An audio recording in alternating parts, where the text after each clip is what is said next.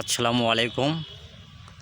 আজকে আমাদের পবিত্র জুম্মার দিন। একটু পরেই মসজিদে যাব গোসল করে। সকালে আজকে যেরকম আবহাওয়া দেখছিলাম মনে করেছিলাম যে হয়তো বা রোদ উঠবে না, কিন্তু 3-4 ঘন্টা পরেই খুব সুন্দর একটা আবহাওয়া দেখতে পাচ্ছি।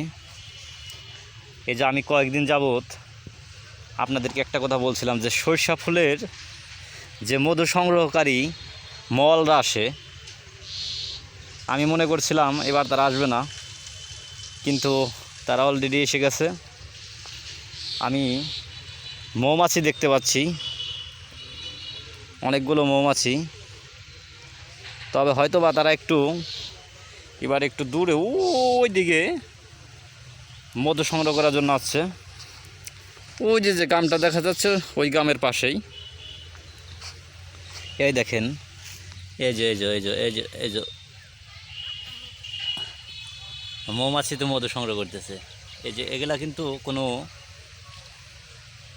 প্রকৃত বা গাছের মৌমাছি না, এগুলা কিন্তু পালা মৌমাছি। ওই যে দেখেন, আমি একটু জুম করি, ওই যে দেখতে পাচ্ছেন এরকম অসংখ্য আছে। আসলে ছোট ছোট বোঝা যায় না।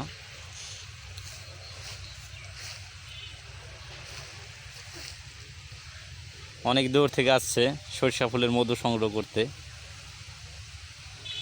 এক একটা মৌমাছি কতটা পরিশ্রম করলে মধু সংগ্রহ করতে পারে কয়েক ফোঁটা, এটা আমি জানি না। তবে আমার ধারণা 1 ফোঁটা মধু তৈরি করতে হয়তো বা তার এই যে এখানে একটা আছে, অনেক দিন সময় লাগে। আমার ধারণা 27 দিনের কমে হয়তো বা একটা মৌমাছি মধু সংগ্রহ করতে পারে না।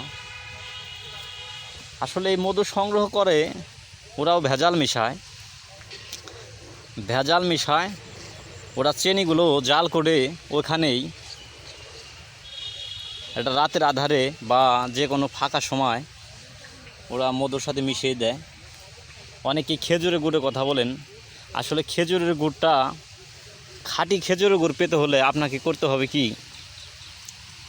সরাসরি গাছই বা আপনি নিজে দেখা গেলো আপনার নিজের খেজুর গাছে আপনার ওই মাটির হাঁড়িগুলো দিতে হবে, এবং তারপরে আপনি যে রসটা পাবেন ওইখানটা জাল দিলে যে গুড়টা পাবেন সেটা হবে খাঁটি খেজুরের গুড়।